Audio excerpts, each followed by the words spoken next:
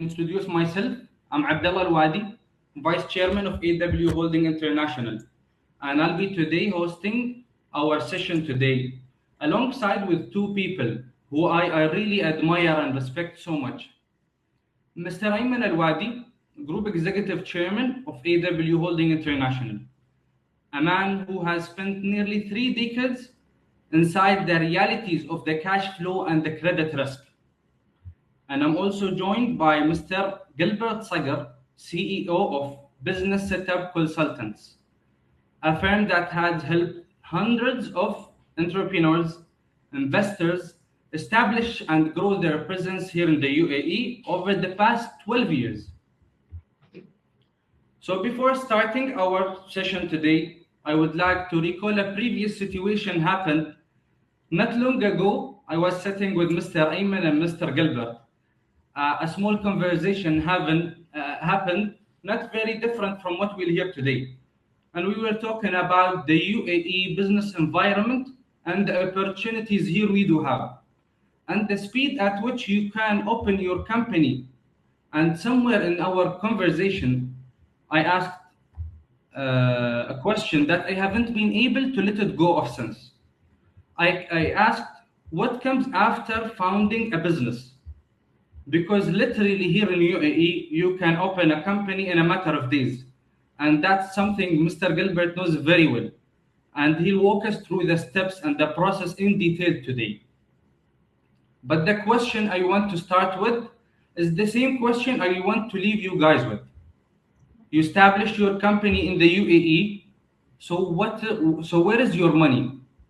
And I don't mean your capital, neither your investment. I mean the money you've worked for, the money you've delivered the service for. In fact, you've sold the goods and you've waited. The invoice went out and the money is still coming. This isn't a financial problem in traditional sense, by the way. It's a problem of understanding that building a company does not end in its establishment. It begins there. And I think so Mr. Ayman is the right person to help us answer this type of question and shed light on the reality that most people don't talk about. So Mr. Ayman, the floor is yours. Thank you, Abdullah. And I would like to say Salam alaikum, Sabah al khair, Masa al khair, Yom Saeed. I would like to say good morning, good afternoon, good evening, everyone, and his time zone. As Abdullah said, we truly appreciate the precious time you put into to attending this webinar. But we will try our maximum level best along with the other colleague here to make sure there are takeaways can really change the way you look at things and to put you in a completely better position. As Abdullah said rightly, even Abdullah, I heard it is not a few days. We will come to Gilbert at that point when it will come to Gilbert. I heard trade license can be obtained in a few hours even. This is what I heard. But it can be validated by the expert, not me today. But the concept today, it is a bit unique. And this is what I witnessed over like the 3 decades. People come opening a trade license, opening a bank account, bringing a good model, business model, bringing good investment. And in 6 to 12 month time, they start see something else more than what they planned for.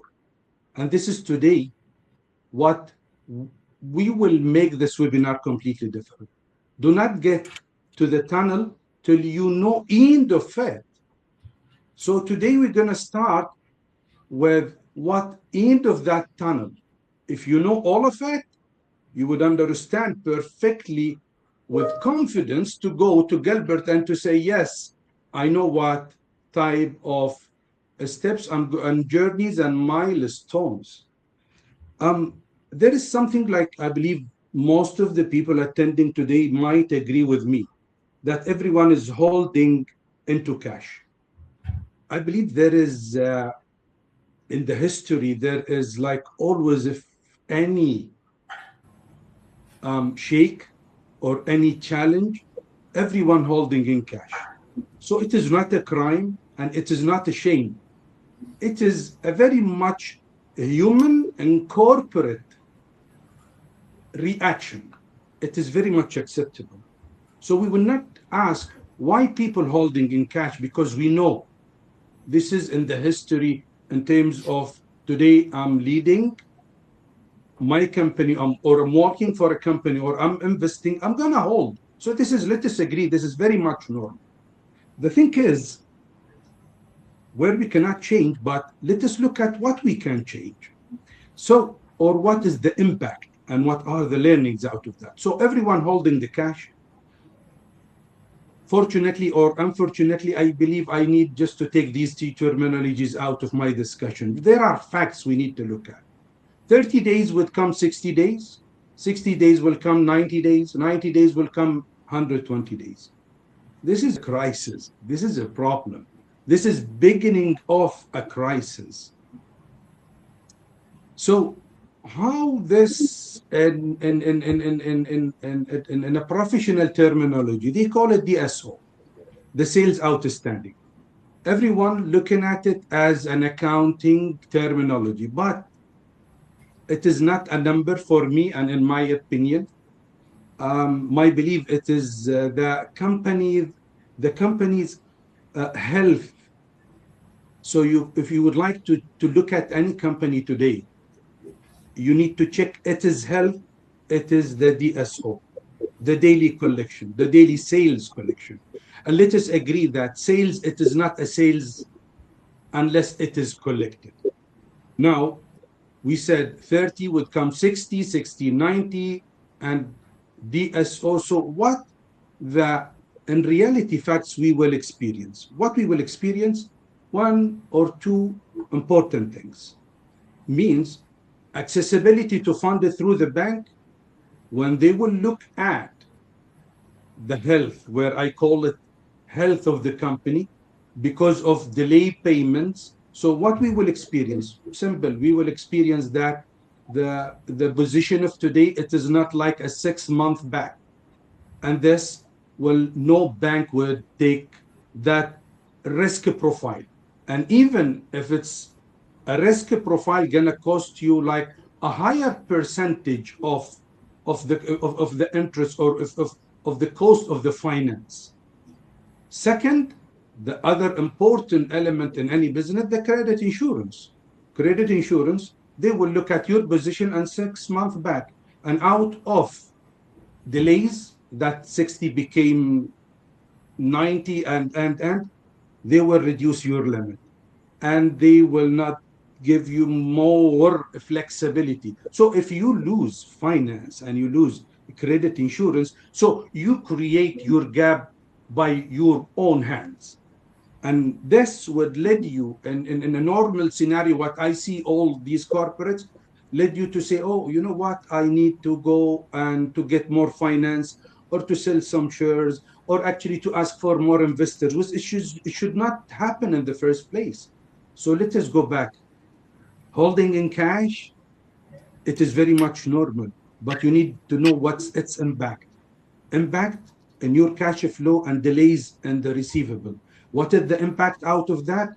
Less or none finance lines, and less or none insurance protection, the gap. So what we look about here, a crisis, and it is because of that invoice. So Abdullah, this is what, like, my opinion at the moment about what I would like to start today the conversation with. Really, I would like to thank you, Mr. Ayman, for showing us the light end of the tunnel, a quite detailed picture of such. And before we went live, you've shared with me one example about two companies that were working at the same sector and having the same market condition. But unfortunately, somehow there was some different outcomes. And I think so it will be very useful to share it with our audience here. Yeah. Let us take as an example out of reality, as Abdullah said, to look at the reality. Let us take a company A and company B. And unfortunately, most of what I can see so far, company A. Company A, it is a very much like um, successful model, good market share. Um, they're doing what actually makes them actually like I'm making profit. End of the day, any company end up goal to make a profit. But the company A looked at the situation in a very much a classic way. So, as I said earlier, sales is not sales unless it get collected. And from here, this company A, they handled the receivable in a classic way means what? Accountant, with all my respect to accountant, of course, but an accountant called and asked for the delay in this payment or check or LC or whatever, and he kept accepting and accepting more and more promises. So accepting not for the one, not the second. So just imagine your portfolio and within what going on tension that everyone telling you, you know what, the decision makers, they left. You know what, the signatory, we working from home. Oh, you know what, we expecting a payment. You need to be patient. You know what? The other one would say that, are you okay? You don't see what's going on? So all these acceptance classically will go back to the very much DSO problem, the health of that company. So company A kept accepting, then from 30, this portion became 60 this, 90 this, then 120 this. Then they said, my goodness, there is a problem. So this is a company A when it classically handled the situation and not to be agile and flexible just to take it through. The company B, what company have done? Company B, they looked at whatever, and again, let us say something. It is not today about the geopolitical tension. You know, this story, I see it over almost the 30 years. And I can tell today, it is not the first and it is not the last. I can tell you today, as much as we are in business, as much there are more business, there are more complex. Let me go back to company B. So company B, they looked at what the circumstances going on, and immediately they went and they re-benchmark their credit function. So client category, this is within, let's say, like up to 100 to 500 US dollar. We need to reduce, we need to add, we need to hold, we need actually to put the new parameters for the credit, how to give the credit, how much, and it is for a period of time, and to look at all what going on. So they re-benchmark their credit function, and they looked at immediately the legal implications for insolvency, for a new condition and terms, for how to revoke the agreement. So they have done the credit benchmark, they have done the legal benchmark, and they looked at the DSO and they look at the receivable differently. Company B, what they've done, they said before the due date, we're going to approach the client and four attempts nicely, professionally to evaluate. So they didn't, company B, they didn't waited till the crisis attack, till the 30 becomes 60 and 90 and 120. So they went to breathe to the attack. So they re-benchmark the credit, the legal, and they look at the receivable. 30 days before the due date, they put some extraordinary, nice, smart, professional measures. So by the due date and by the default in place, they took action for 60 days. And within the 60 days, they understood what portion is collectible, what portion not collectible, what portion is already by now left country, what legal, what all these. So company B, they jump to be really advanced to look at to look at the crisis differently. And as such, they maintain a good and healthy cash flow. And company B, because they maintain the cash flow, blood of the company, health of the company, I believe this company B and similar company B, they flip negative to positive and losses to profit and failure to success, and even they might by now expanding. So this is Abdullah's company A and company B, the classic and the advance and the pre-advance. So same crisis, same market, but different, completely different outcome. And company B end up that they don't have an issue or an encounter to finance. Company B, they don't have an issue with the credit insurance protection. So which one, Abdullah, you like, company A or B? Well, Mr. Ayman, very interesting, and I feel all of our audience are wishing and willing to be in position of company A, of company B. I'm sorry, company A. Usually they'll walk as they'll be in a traditional way, but having the position of company B, following the advanced things and looking into the market itself with taking care of the geopolitical things.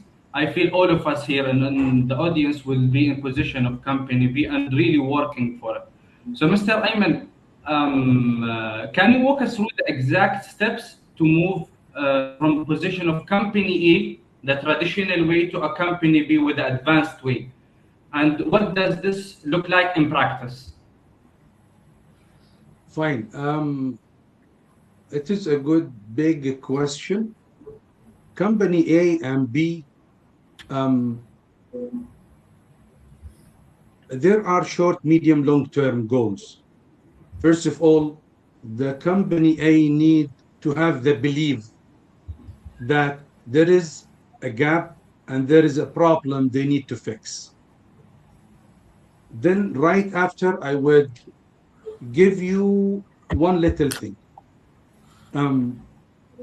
They need from early beginning to have the health check. Or else, let me put it in a simple understanding for the audience. They put their time with us today. What I believe, business information. If you do have right, accurate, genuine, verified, relevant information, you have the right decision. And if you have the right decision, you have a right to credit. So, source of information. This is number one. Number two, the credit. Easy to give a credit, Abdullah. Very much easy to give it. But how to collect back the credit? How to measure the credit? Is the client 6 months back eligibility for $1 million? Is he's eligible today for the same limit? So rebench always in a quarter paces the credit function and department and the credit insurance, where out of the 3 decades, we believe that this protection is really important. And as such, we take much initiative to educational initiative to explain how much credit insurance important. But as I did explain, to have a credit insurance, you need really to have a good cash flow, health of the company. So this is, I would say, that actually the first outlook you need to keep in mind. Second, manage your receivable completely and differently. Be bold, be careful. It is not that easy to handle your receivable to the nursery or your baby to the nursery. So it is something, it is a transformation. It is not about to tell that, okay, I can handle this for you. No, no, no. It is a 3 to 6 month time to understand this partner can handle such, because if he cannot handle, God forbid, everything will go on. So the receivable management partner, it is partner in success. Not easy to trust, not easy to deal with, but it is a medium to long term. But once you get this, you get everything. A right to credit, managing your receivable in the way, then you will have less debt collection, less legal debt collection, less cross-border debt collection. We said to those people they would like in a bit now to listen to Gilbert how to operate their business. I would like to tell them that you need to understand, you need to have a right partner before the problem comes. One. Second, simulate with them how the operation and the communication and the legality and the formality. Don't wait till that thing happens. So those partner through the journey of the success. Collection, it is not something I would like to say that it is just to collect. It is to understand the reason of default, to come up with a practical set of solution, to understand the market and the market actually condition, and actually the seller and buyer. And you need to put a provision, you need to keep in mind, you need to keep a budget for the litigation. So before you get to the company formation, you need to understand, you need a collection partner, receivable partner, and lawyer partner with you. And you need to understand that it is very much acceptable and normal in our business that people, they might leave the country. They are not a criminal. It is a very much choice respected for someone felt could not feel full his financial obligation to relocate to go home country, second home country, or whatever countries they got business to do. So they need today, before sitting with Gilbert, to understand receive information important, the credit is very much important, the credit insurance important, the receivable, how to manage it, the collection and legal collection, and the cross-border collection. So this is actually like the second pillar, in my opinion. Right after, always you need to keep benchmark for your credit and your business outlook. And you need, in our business, I believe, after you go through the whole supply chain, and not to increase the liabilities or equities or investors, you need to clean your book. So there is something not very much for me, people familiar with the non-performing loan to sell part of your, so you have like a better and easy way to navigate it through. And you focus in your business, you focus in your expansion, you focus in creating more compatible projects, and so on and so forth. So Abdullah, this is what I can see, that before getting to the business, you need really to look at your cash flow and how to manage whatever, like I mentioned. I believe this is the way, and the very much way I went through almost 30 years to be a company B. So this is a company B, and whoever would like to be company B, this is the recipe. I don't want to call it the success recipe, the secret sauce, but this is the experience I witnessed over the years. Mr. Ayman, spot on, actually. Sorry to jump in, but we noticed that most of the companies that are winding up, closing, is that their main topic is the cash flow. So, like, these are facts that we face. Why you're closing down is cash flow. So they are not collecting on time, like you mentioned. They are into this situation, and they found themselves, they might be successful, but they find themselves at the end of the day that their main issue is the cash flow. Either they didn't plan properly, or they missed some invoices. Like you said, they forgot to collect. They were doing sales, but sales, we know it. Sales is when you collect. This is a sales. Everyone can go today to the market and sell without collecting. People are happy to take their product, their services for free, and then collect after that. Once the service is done, it's difficult to collect. Yes, Gilbert. Indeed, it is cash flow, cash flow, cash flow. This is actually. Do you see any human being can live without blood? This is actually the blood of actually any corporate. And let us just like take it forward, Gilbert. When we talk about now, we look back forward. So before entering the tunnel, before coming to the business formation, we looked at what all these journey experience look like, and then coming to you, Gilbert. So I believe the infrastructure, Gilbert, with in the United Arab Emirates for investment, it is the best, one of the best. Let us say one of the best, not to be biased. So I see the legal infrastructure being put, and the initiative and the government and all of it. So once we do have a serious, a strong infrastructure for investors, for investments, for entrepreneurs, for startups, for all of it.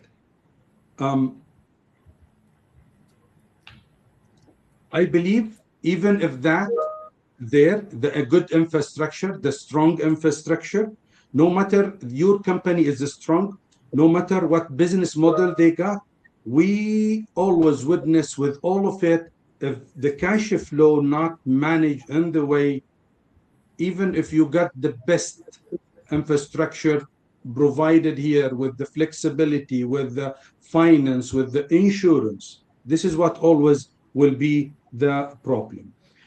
I would like to thank you, Mr. Ayman, here. And really what I'm taking this conversation out, and I hope the audience too, is that the financial health of a business is something that happened default. It's built by step-by-step process that need to be controlled at the moment the first invoice goes out from your company. Managing your receivables isn't a finance team task that we understand it from you, Mr. Ayman, that lives in the spreadsheet somewhere. It is somehow a leadership decision. So, Mr. Ayman, lastly, before we hand over things to Mr. Gilbert, I would like to give you the floor for a final thought. My final thought, it is just like a little thing, which is the cash flow. And do not wait till things happen, be brief. And more business, more complex. And easy thing will not yield anything for you. Hard experience and big challenges make much better business and revenue. Cash flow, cash flow, cash flow. This is what I would say, no matter and whatever, as I mentioned earlier, the legal infrastructure, the investment infrastructure, all of it, it's end up in 30 years. I can see the cash flow were driving everything. And all these companies, they getting to our region, they are part of the economy. Economy is important for all of us. Anything good for the economy, good for me, and good for my family. All these companies, the backbone of any economy. So I'm inviting everyone just not to go and open a business till they understand the whole journey, then to open the journey with the expert. So I believe this is here. I would say thank you, Abdullah. And I believe we need just to see if we understand all the milestones and the issues, and I believe this company can now go and understand how to get the business in the way it should, in terms of business furniture. Thank you, Abdullah. Thank you so much, Mr. Ayman. And I think so this framing is exactly right. We've started it by where is our money in our company? Then we've gone to company A and company B and the DSO. And then we've resulted to the advanced supply chain. Thankfully, you've shared with us. And here we come to the Mr. Gilbert, the opportunity that Mr. Gilbert will be talking about. Mr. Gilbert spent more than 12 years helping entrepreneurs and thousands of entrepreneurs, investors, and businesses of all sizes build their presence here in our beloved UAE. And I feel he's the best people. He's one of the best people who can walk us through this journey.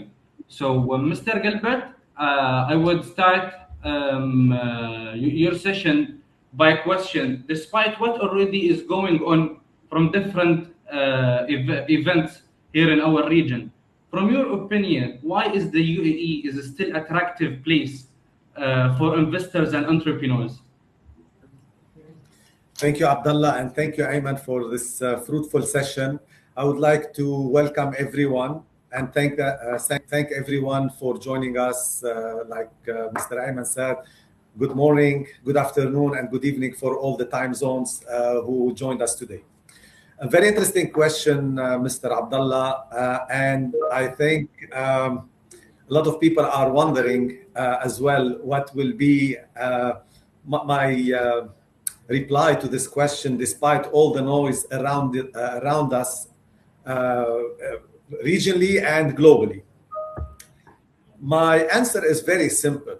The UAE has set a solid foundation not for only sunny days, is for these uncertain times. And UAE stand very strong with this foundation. I'm a big believer in numbers and facts. So starting from that, I will give you some of the numbers where Dubai and the UAE scored very high, and still, despite everything, are scoring very high. Today, Dubai ranks among the top 10 wealthiest cities in BRICS. So this is by itself, it is something very big and people attractive enough to come and be ready and be doing business in such city. Dubai ranked third as well among the most prominent city globally. We're talking not BRICS, globally prominent in terms of development, what they have achieved in this short frame of time. This is as of today. The UAE stand number one in the world of getting visas. Try to get a visa, employment visa for someone in the US or in Germany. It's a nightmare. It's a nightmare. And this is, we see it, or anywhere in Europe. You know, we have clients that are taking the UAE, the regional hub, and employing people here to service Europe. Because getting a visa in Germany or like I mentioned, in one of the European country, they always favor the nationals. Why you're employing someone or giving a residency visa for someone? On the contrary, the UAE is fully open, welcoming everyone. More than 200 nationalities live here happily. And it's a fact. It is the number one in giving visa to employees and people working here. Another very strong fact, and this has been achieved in 2026, the UAE is the number one country in the entrepreneur context. So today, this is based on a research globally. The UAE stands very strong and promoting and helping entrepreneurs, giving them the environment, the tools to succeed. But it's up to them how they're going to succeed. Like Mr. Ayman said, if you don't manage your cash flow, the basics are basics, you can fail. But you have all the solid proofs, you have all the solid tools from infrastructure, world-class infrastructure, regional hub, the Emirates, Etihad, Jamal Ali Port, Dubai Airport Free Zone. Like, I can name many. You have world-class infrastructure connection, and these are some of the few that I mentioned. Then coming to the crisis, or what we mentioned, I don't see any country in the world will come and support businesses like the UAE has done during COVID. And now recently the UAE has pledged 1 billion dirham to support businesses regardless of where they are coming from. It is support from the UAE government to businesses during the crisis that passed through this regional war. And when you have a solid foundation, like I mentioned, and you have a clear goal where you want to go, you are bulletproof. I don't see any risk here. You are bulletproof. The UAE set as a UAE, as a country, the Vision 2031.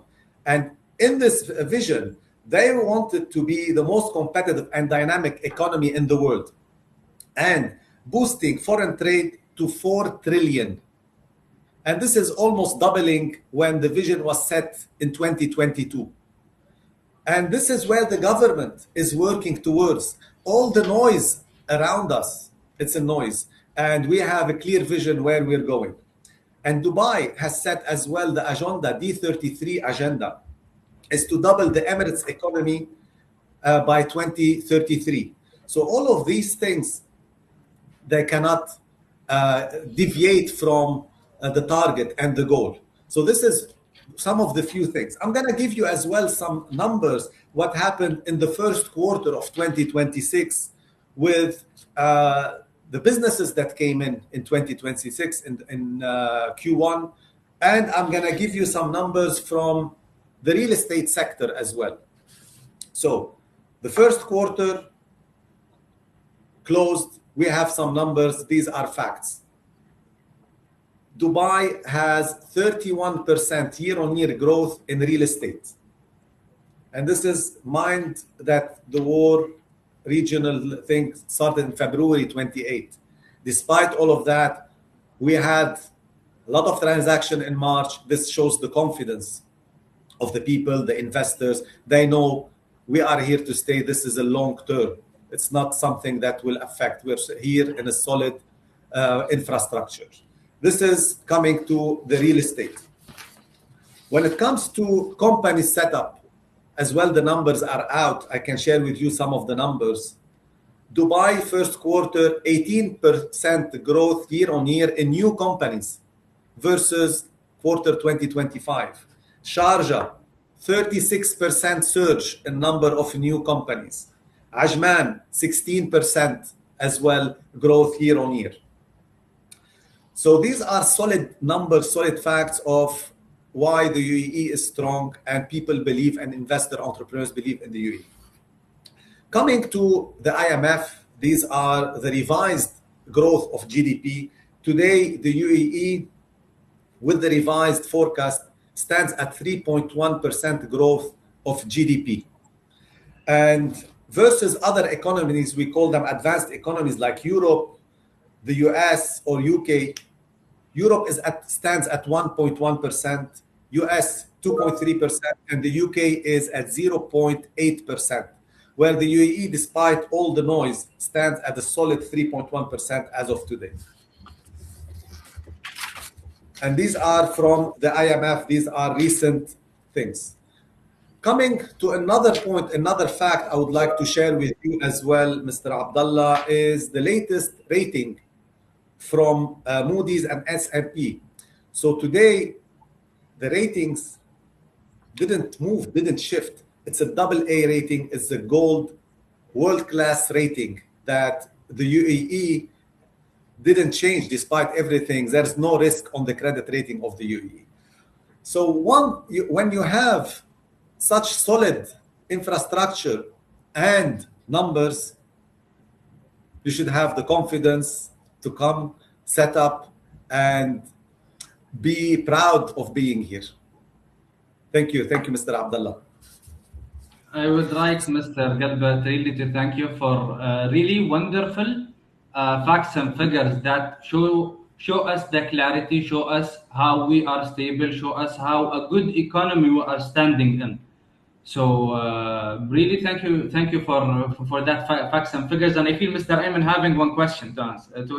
No question, and sorry to interrupt what is the whole webinar, but I would like to say, in the non-commercial and beside the facts and figure where no one can talk, there is something, sometimes you cannot measure it, but you can feel it. So it's when you come to a region, it is not about how much you make money, but I would like to add to what Mr. Gilbert said, the tolerance. You are in the safest zone somewhere, somehow, 24/7. Before there is anything, you will find the support like from all relevant authorities. Tolerance. there is 204 nationalities. They live in peace, they live in love. I get to the elevator and I see that 3, 4, 5 different language. Sometimes I don't recognize what these language. So beside the commercial gain out of the facts and figures, the tolerance, it is something I believe investors would love to come for. It is not about only money, it is about the peace and the tolerance.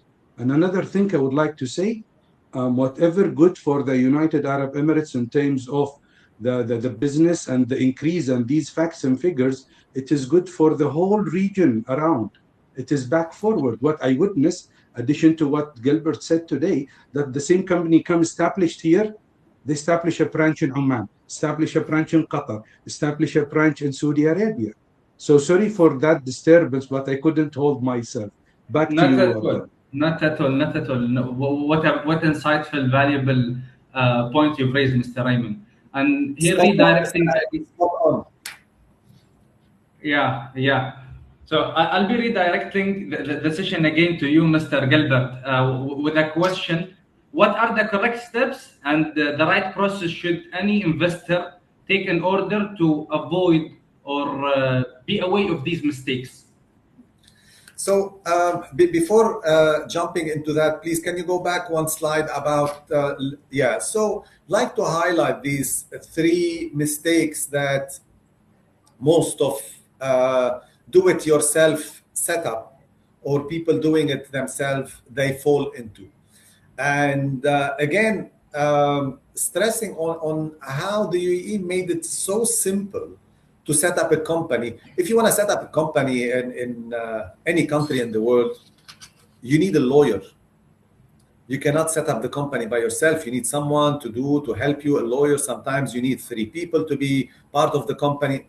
In the UAE, and this is as well what Mr. Ayman mentioned earlier, in the UAE, you can set up the company yourself. They made it so easy for entrepreneurs.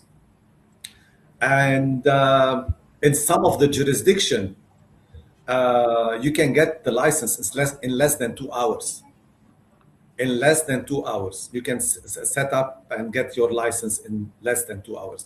Of course, depend on the activity. And in that way, so simple, people go and they do set up and do these things. And then later on, the problems fall if they didn't get it right. So there's 3 mistakes to avoid is, and I stress on these, choosing the right activity, choosing the right jurisdiction, and choosing the right partner. So choosing the right activity is crucial. And this is why we spend time with the clients when we sit with our clients, when they come to us. We sit with them, we take the time, and we ask them simple questions. What is your short, long, mid, and long-term goal? Where you want to go? To whom you want to sell? And explain to us in details, what are you planning to do? What is your activity? Who are you servicing? Are you servicing the local market? You're servicing outside? And to understand, to give him the exact and right activity. As well, in the UAE, we have more than 1,300 different activities. So it's a lot of activities. And if you're not in the business, you could choose the wrong term, the wrong activity, and this will cost you a lot of money. I tell as well, don't go for the cheapest, because you could end up paying a lot more. And coming to choosing the jurisdiction, this is as well crucial. And recently we had a situation with the client that came to us through a same network friend. And I had a considerable business, over 100 million. And they were advised by a lawyer, not a local lawyer, a lawyer from outside, to set up in a X jurisdiction. And they did the whole setup, right activity. But unfortunately, they discovered after this around 18 months that the jurisdiction was not the right jurisdiction for them, because they had to pay tax, because 100% of their business is outside of the UAE. And with that, by choosing it, they chose a free zone, but they didn't choose a designated zone, which will allow them to get 0% tax, and they had to pay hundreds of thousands of in taxation, although zero business in the UAE. And choosing the right partner to advise them the right way, and choosing the right partner where they can cover everything for them. They don't need to talk to different people every time they need something, to have one expert, one contact. So these are my advice. Okay, it's very clear and informative, Mr. Gilbert, and the business setup consultants, what they provide and how they adjust any investor or any entrepreneur. And now we've came to the most interesting part. Any investor will ask he or she to choose in the next investing destination, which is taxation. And earlier, couple of days, you've shared with me wonderful comparison between the location based for taxation. If you could share it with us here with our audience. So one of the reasons as well, UAE is very competitive, and it's the tax system that we have here. And if you just look at the slide, it talks by itself. It's a comparison in corporate tax. So you can see the taxes in Germany, in the United Kingdom stands at 25%, Singapore 17%, and UAE at 9%. But as well, the advantage here, that the UAE has zero income tax. So on salaries, it's zero income tax. And a plus, like I mentioned earlier, that today if you are in a qualifying zone, let's say Javza, and you're trading 100% outside of the UAE, you pay zero tax. And your employees, they have zero tax on their salaries. And as well, to add on top of that, the government today, they put as well for support for small businesses that for the first 2 years to support the small business, they didn't need, if they are making less than 3 million dirham, they were not paying tax regardless of the profit. And as well on the profit, they have the first $100,000 are exempted from tax, 0% tax. Let's say if you're making a net profit of $200,000, the first 100,000 you don't pay, it's zero tax. The second 100,000 you pay 9% tax. So you end up paying on $200,000 only $9,000 of tax, which is around 4.5%. This is how advantageous is the tax system in the UAE. And as well, a very interesting slide, we did a tax comparison across different part of taxes between the UAE and the UK. If you can just jump to the next slide, please. So we can see here, capital gain tax in the UK stands at 28%, UAE is zero. Personal income tax can go up to 45%, in the UAE is zero. Corporate tax, 25%. We have it here, 9%, which I explained earlier, and it could be 0% if you are in designated zone. Inheritance tax, 40%, here it's zero. VAT stands at 20% in the UK and 5% in the UAE. And there are more different taxes, which we didn't mention here. If you have a property, these are indirect taxes as well. So the advantage always comes here to the environment and the tax system that the UAE have created.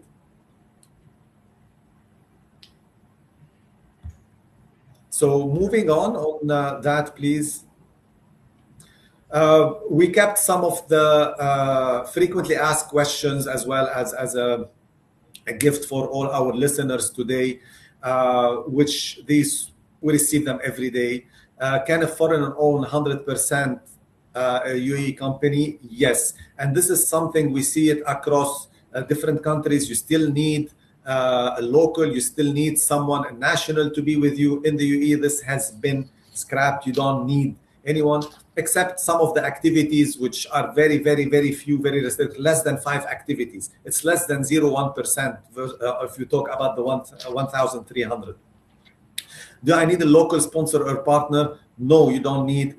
This has been scrapped back in 2019. So no more local partner. You can 100% own a company anywhere in the UAE, be it mainland or free zone.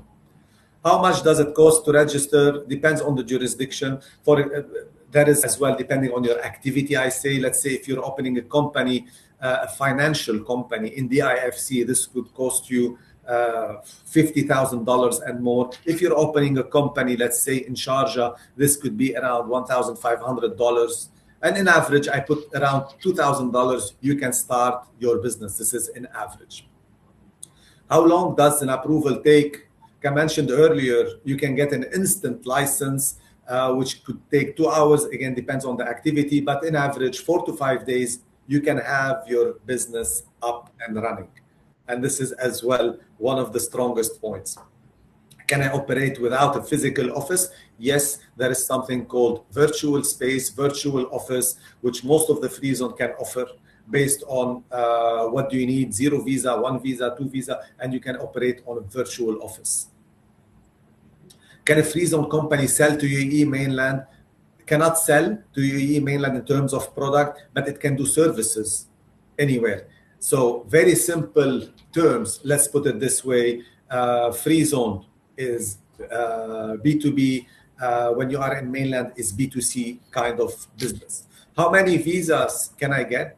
It always depends on the package, like I mentioned earlier. So you are going with 1 package visa, you can go with 2, 3, and these are without office. When you go more than that, some free zone can give you up to 6 visa without an office. So depending on the free zone and jurisdiction. How does the 9% corporate tax work? It's on the net income, anything above the $100,000 of net income. That means after paying all your expenses, paying yourself a salary, paying your rent, paying your renewal of the license, paying everything, all your expenses, whatever is left, this is where you pay the net income. Can I set up and manage this remotely? Yes, we can do that. All free zone are exempted. No, depends on eligibility and activities. Like I mentioned, there is today free zones which are designated zones across all Emirates. And from these designated zones, if you meet the substance, the certain criteria, you get 0 tax. It's very simple. And the rest, you get 9% of taxation. So these are briefly part of the frequently asked questions. And we kept as well for any person who is interested attending the webinar today, a free consultation from our side. You can scan the QR code, you can message us for any of your questions, and we're happy to book the appointment. Thank you very much. Very wonderful, Mr. Gilbert, and I really thank you for your wonderful part. And as we reach till this slide, and I would like to thank you for that 20 minutes. I would like, excuse me, Abdullah, if you would allow me, I will not take much of the audience time, but the model we created here, back forward to see end of the tunnel, then to go. I would like to apply the same model in what I heard from Gilbert today. So what he did explain, I saw the negative side and the law firms we're dealing with and our law firms and the litigation and the dispute. So I would like to give in real life, as you start early beginning of this webinar, and I saw the reality. So what you explained today, Mr. Gilbert, I saw the other side of it. So they try to save time, they try to save cost, they tried themselves to do, they end up with litigation cost, legal risk, compliance risk, penalties. I saw it in my own eyes, like in most of, and sometimes I would, sorry, I don't want to say it, but investors sometimes blaming the system, but you haven't done it in the way it should in early beginning. So I'm translating, mirroring what actually, if not going with what Gilbert today said. So don't save time, don't save cost. It costs you all what you have done plus penalties and risk. This is in the other side I saw in my own eyes. I saw there are like great models comes from different part in this plan. From Europe to APEC to US, great model. But do not think you're going to bring it and you say, okay, fine, I'm going to apply it. So the local experience, if it's not there, so someone like Gilbert to explain what is the right free zone, what is your business, as he did explain that he asking as if he is a partner with him. So what type of market share you want, and those things, I call it local experience. Local experience. Without this local experience, with all my respect, if you're sitting somewhere in any part of this world and you are top in your region, doesn't mean that you can in ground that you can get the local experience unless you get the experience. And for the taxation side, we operating in 150 country plus our marketplace. So what I learned over the 30 years, those that the taxation goes from 45 and it can go, I saw it. I know someone in some other region paying 73%. I don't know how he digesting that, but this is something I witnessed. So I tried to mirror what Gilbert said and to see the risk side of it, in reality, how it is really affecting and badly affecting back. So sorry, Abdullah, I went out of your direction. So you go back. Not at all. Back to you, Gilbert. Not at all. Really, thank you for your comments and your feedback, and experience sometimes tell real stories. So thank you so much, Mr. Ayman, and thank you so much, Mr. Gilbert. And as we reach here today, thank you, Mr. Gilbert, for the announcement about the free consultation of 20 minutes. And also, I heard that from AW Holding by Mr. Ayman, there is a complimentary credit risk and risk management consultation. Directly, you can DM us on social media channels, LinkedIn, Facebook. We are available everywhere, BSC and AWH. And as now we come to the QA and Q&A part, let me dig deep in the questions. Okay, here we have one question for Mr. Gilbert. Mr. Gilbert, how long do you think it would take me to have my office here at UAE opened and my business license are issued? Right, thank you, Abdullah. Like I mentioned earlier, depending on the activity, depending on the jurisdiction, this is where we sit, we talk, and it's not one size fits all. So we sit, we talk, we understand what you want to do short term, long term, and what is your plan. And then based on that, we can advise you, and then we can share the timeline, the documents needed, and take it from there. And the cost will vary. So this is, it's not one size fits all. It is more of a discussion we have. To mind you, today UAE has 52 free zones. Like, this is a very high number, and the free zones are specialized. So today you have, I'll give you some of the example. I'll not list all of them. So you have the DIFC, Dubai International Financial Center. You have Abu Dhabi Global Market. These are financial centers. You have Dubai Media City, specialized in everything related media. You have the CNNs, you have the BBC that are there. You have the Dubai Internet City. You have the Googles. You have the Zooms. You have all Microsoft, all the technology. They sit there. These are specialized. You have the MCC where we're sitting, Dubai Multi Commodity Center. It's all the diamond, the jewelry, coffee.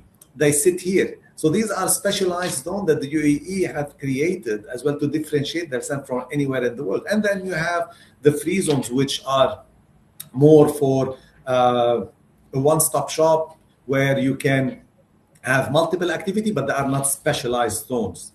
So the choice is big. And when the client comes in, he needs guidance because there's a lot of these free zones. So this is where we come in.